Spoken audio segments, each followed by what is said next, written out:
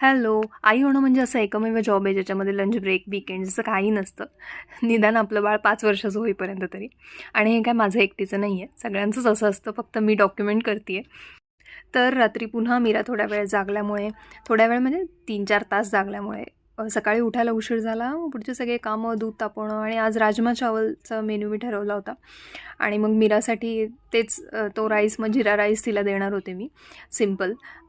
त्याच्यामध्ये मध्ये मग मीराचं आपलं खेळणं, तिला पाणी पाजणं, तिचं सगळं नाश्ता हे सगळं चालूच होतं. आणि राजमा चावल आदल्या दिवशी रात्रीच मी ठरवलं होतं, त्याच्यामुळे ते भिजवून ठेवले होते मी राजमा. आणि मग आपली प्युरीसाठी मी टोमॅटो, आलं, कोथिंबीर आणि लसणाची पेस्ट वापरली. लसूण सोलायला वेळ नाही मिळाला आणि मध्येच कामाला मावशी आल्या, त्याच्यामुळे मध्ये एक ब्रेक लागला. आणि मग पुन्हा खडे मसाले, कांदा चिरून, लसणाची पेस्ट अशी आणि आपली केलेली प्युरी, असं हळद, लाल तिखट, धणेपूड असं सगळं टाकून राजमा टाकला आणि शिट्ट्या काढून डायरेक्ट कुकरला राजमा केला आणि चावल की रेडी होता.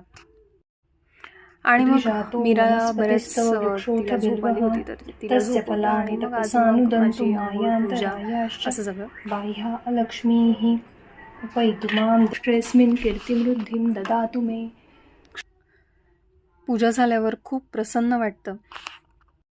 आणि माझा राजमा काय जरा शिजला नाही, त्याच्यामुळे मला परत शिट्ट्या काढाव्या लागल्या त्याला. आणि मीरा थोडं शिट्ट्यांना घाबरते आणि तेव्हा ती मला मिठी मारते. ते मला इतकं आवडतं की बस. तर छान झाला होता लंच. तुम्हाला तुमच्या बाळाची कोणती सवय आवडती आहे, न्यू मॉम्स, सांगा कमेंटमध्ये.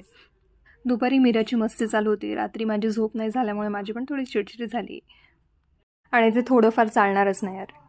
संध्याकाळी वातावरण खूप थंड पडलं होतं, त्यामुळे खाली जायचं काही प्लॅन नव्हता, पण मीराला घेऊन एक चक्कर मारलीच. मीरासाठी नाही, पण माझ्या स्वतःसाठी. आणि खाली ढोलताशा पथकांच्या तालमीचा आवाज येत होता. मन प्रसन्न झालं. Bye bye.